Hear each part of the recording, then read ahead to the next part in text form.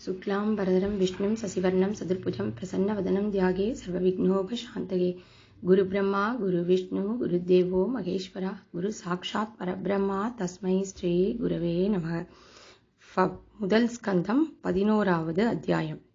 போன அத்தியாயத்துல பகவான் கிருஷ்ணர் அஸ்தினாபுரத்திலேருந்து கிளம்பும் பொழுது அங்கிருந்த பாண்டவாளும் மற்றவாளும் அவரை எப்படி அன்போடையும் பிரியத்தோடையும் வழி அனுப்பி வச்சா அப்படிங்கிறத பார்த்தோம். இப்போ அவர் துவாரகைக்குள்ள நுழையிறார். துவாரகைக்குள்ள அவருக்கு எப்படி ஒரு வரவேற்பு கிடைச்சது அப்படிங்கிறத இந்த அத்தியாயத்துல அனுபவிப்போம். பகவான் வாசுதேவனானவர் எல்லா வளங்களும் கொண்ட ஆனர்த்த நகர் அப்படிங்கிற அந்த நகரை அடையிறார். அந்த நகரை அடைஞ்ச உடனே தன்னை பிரிஞ்சு வருந்தின்னு இருக்கிற தன்னுடைய நகரத்து ஜனங்கள்லாம் தான் வந்திருக்கோன்றதை தெரிஞ்சுக்கிறதுக்காக பாஞ்சஜன்யம் அப்படிங்கிற தன்னுடைய சங்கை எடுத்து ஊதுறார்.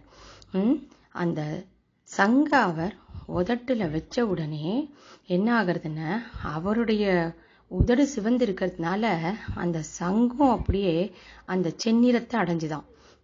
அவருடைய திருக்கரங்கள் எப்படி இருக்கு, தாமரை மலர் போல இருக்கு.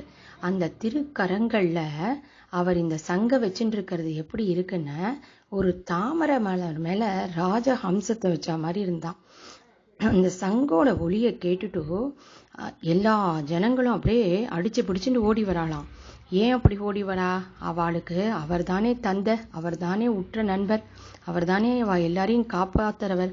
அதனால ரொம்ப பிரியத்தோட அவரை நோக்கி ஓடி வரா. சூரியனுக்கே தீபாரதனை காட்டுற மாதிரி. இப்போ சூரியன் முன்னாடி தீபாரதனை காட்டினோம்னா அந்த தீபாரதனுடைய ஒளி சூரிய ஒளிக்கு முன்னாடி எங்கேயாவது பளிச்சுன்னு இருக்குமா? இருக்காது இல்லையா? அதே மாதிரி எல்லா செல்வங்களுக்கும் தலைவனா இருக்கிற அவருக்கு அவ பலவிதமான பரிசுகளை கொண்டு வந்து காணிக்கையா அன்போட வைக்கிறாளாம். அப்படி வச்சுட்டு தழுதழுத்த குரலோட அவரை நோக்கி அவ பேச ஆரம்பிக்கிறா, ஸ்துதி பண்றா. என்ன சொல்றான்னா, பிரம்மதேவரும் சனகாதி முனிவர்களும் இந்திரன் முதலிய தேவர்களும் உங்களுடைய திருவடிகளை தான் வணங்குறா. அந்த திருவடிகளை நாங்களும் வணங்குறோம். அந்த பிரம்மதேவரே காலத்துக்கு உட்பட்டவர். ஆனா காலம் உங்களை ஒன்றும் பண்ணவே முடியாது. நீங்க தானே எங்களுக்கு தாய், தந்தை, குரு, இஷ்ட தெய்வம் எல்லாமே நீங்க தானே. உங்களை தவிர எங்களுக்கு வேற யார் நல்லது பண்ண முடியும்? உங்களுக்கு சேவை பண்றது எங்களுடைய பெரும் பாக்கியம் இல்லையா? உங்களுடைய திருமுகம் எப்படி இருக்கு? அன்பு கலந்த புன்சிரிப்போடும் கனிந்த கடாட்சத்தோடும் இருக்கு. உங்களுடைய திருமேனி எப்படி இருக்கு? காந்தியோடும் பொலிவோடும் இருக்கு. அப்படிப்பட்ட உங்களை தினம் தினம் பார்க்கிற பாக்கியம் எங்களுக்கு தான் கிடைச்சிருக்கு. இந்திரனுக்கு கூட இந்த பாக்கியம் கிடைக்கல. நீங்க உங்க சுற்றத்தார்களை பார்க்கறதுக்காக அஸ்தினாபுரத்துக்கோ இல்ல மதுரைக்கோ போயிட்டேன்னா எங்களோட நிலைமை எப்படி இருக்கு தெரியுமா? நாங்க செயலற்ற புலன்களை உடையவாளா ஆயிடுறோம்.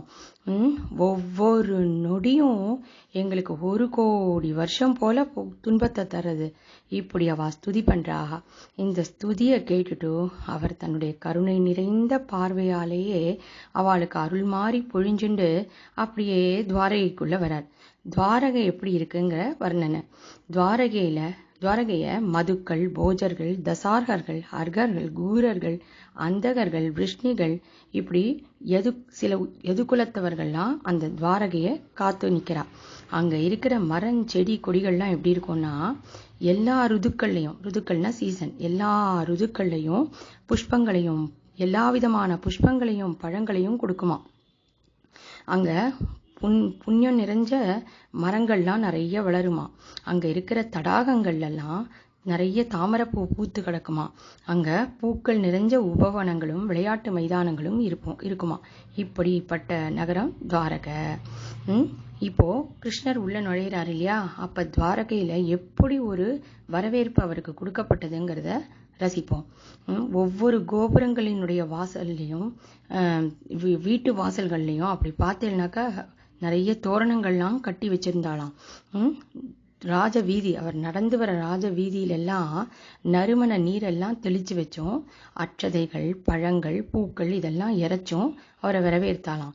ஒவ்வொரு வீட்டு வாயில்லையும் தயிர், அட்சதை, பழங்கள், கரும்புகள், பூர்ண கும்பங்கள், தூபங்கள், தீபங்கள், பட்சணங்கள் இதெல்லாம் வச்சு அலங்கரிக்கப்பட்டிருந்துதான். அவரை வரவேற்கிறதுக்காக வசுதேவர், அக்ரூரர், உக்ரசேன மகாராஜா, பலராமன், பிரத்யும்னன், சாருதேசன், ஜாம்பவதியின் மகனான சாம்பன் இவா இத்தனை பேரும் அவ ரதத்துல ஏறி வந்து அவரை வரவேற்க வராளாம். அந்த நகரத்து ஜனங்கள்லாம் எப்படி வரவேற்றா அப்படின்னா, அவ வேலையை விட்டுட்டு ஓடி வந்தாளாம். எப்படி வந்து கோபிகா ஸ்ரீகள் கிருஷ்ணரை தரிசிக்கணும்னு நினைச்சிட்டாள்னா அவ வேலையை விட்டுட்டு ஓடி போனாலும் இல்லையோ, ராசலீலை பண்றதுக்கும் அப்படித்தானே ஓடி போனா. அதே மாதிரி இவாள்லாம் என்ன பண்ணா, தூங்கின்னு இருக்கிறவா தூக்கத்திலேருந்து எழுந்து கிருஷ்ணன் வந்திருக்கான்னு கேட்ட உடனே அந்த தூக்கத்திலேருந்து எழுந்து வேகமா ஓடுறாளாம். சாப்பிட்டுன்னு இருக்கிறவா சாப்பாட்டை விட்டுட்டு ஓடுறாளாம். அந்த மாதிரி எல்லாரும் அவரை பார்க்க முந்தி அடிச்சுட்டு ஓடி போறாளாம். அப்போ மங்களகரமா அவரை வரவேற்கிறதுக்காக பட்டத்து யானை அழகா அலங்காரம் பண்ணி அதை முன்னாடி அனுப்பிச்சாலாம். அது பின்னாடி அந்தணர்கள்லாம் வேதகோஷங்கள் பண்ணிட்டு போனாலாம். அவளுக்கு பின்னாடி மங்கள வாத்தியங்கள்லாம் முழங்கிட்டு போச்சான். இப்படி பரபரப்போடும் ஆதரவோடும் கண்ணனை அவ வரவேற்றா. அதுக்கப்புறம் தாசிகள்லாம் அவரை பார்க்கறதுக்கு ஓடோடி வந்தாளாம்.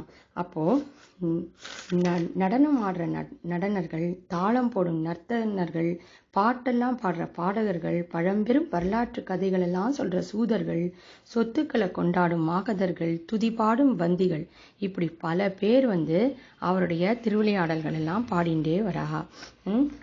கிருஷ்ணரும் என்ன பண்றாருன்னா, தன்னுடைய பரிஜனங்கள், சுற்றத்தார் மற்றும் நகர மக்கள் எல்லாம் தனித்தனியே சந்திச்சு அவ எல்லாரையும் கௌரவப்படுத்துறார். அப்புறம் ஆச்சாரியர்களும் பிராமணர்களும் என்ன பண்றா, அவாவா மனைவிமார்களோட வந்து அவருக்கு ஆசீர்வாதம் செய்யறா. நகர பெண்கள்லாம் அவரை பார்க்கணும்னு ரொம்ப ஆசையில உப்பரிக்க மேல ஏறி நின்னுண்டு அவரை பார்க்கறாளாம். அவரை பார்த்து பார்த்து பார்த்து அவளுக்கு போருன்னே தோணலையாம். உண்மையா பார்த்தா அவரை தினம் பார்த்துட்டு இருந்தவாதான் அவா. ஏன் அவளுக்கு அவரை பார்த்து பார்த்து போருன்னு தோணலன்னு, அவருடைய திருமுக மண்டலமே என்னது, அமுதத்தை அள்ளித்தரும் கோப்பை. அவர் திரு மார்பு திருமகள் வாழும் இடம் இல்லையா, திரு கைகள் லோகபாலகர்கள் வாழும் இடம் இல்லையா, அவருடைய திருவடிகள் எப்படிப்பட்டது, பக்தர்கள் இருக்கும் இடம். அதனாலதான் அவளுக்கு அவரை பார்த்து பார்த்து போருன்னே தோணல. அவ எல்லாம் அவர் மேல பூ மாறி பொழியறா. அவர் ராஜ வீதியில நடந்து வரும் பொழுது சாமரங்கள் வீசுறா. அவர் எப்படி இருக்கார், கழுத்துல வனமாலைய தரிச்சுண்டு, இடுப்புல அழகான பீதாம்பரத்தை தரிச்சுண்டு, அப்படி சூரியன், சந்திரன், நட்சத்திரம், மின்னல் இவையெல்லாம் ஒன்று சேர்ந்து மின்னும் மேகம் போல காட்சியளிக்கிறாராம். அவர் முதல்ல எங்க போறார், தன் தாய் தந்தையார் இருக்கிற அந்த வீட்டுக்கு போறார். அந்த அவருக்கு 7 தாய்மார்கள், தேவகியோட சேர்த்து 7 தாய்மார்கள். அத்தனை தாய்மார்களையும் தலை சாய்த்து வணங்குறார். அவளும் என்ன பண்றா, மிகுந்த பிரியத்தோட அப்படியே அவரை கட்டி அணைச்சுக்கிறா. அவ கண்கள்ல கண்ணீர் பொங்கி வழியறது. அவரை தன் மடியில உட்காத்தி வச்சுக்கிறா. அவளோட திரு மார்புகள் எல்லாம் அப்படியே பால் பெருகி வழியறதான். அப்படி ஒரு அன்போட அவரை வரவேற்கிறா. இதோட இப்ப முடிச்சுக்கிறேன். அடுத்த ரெக்கார்ட்ல இதனுடைய தொடர்ச்சி.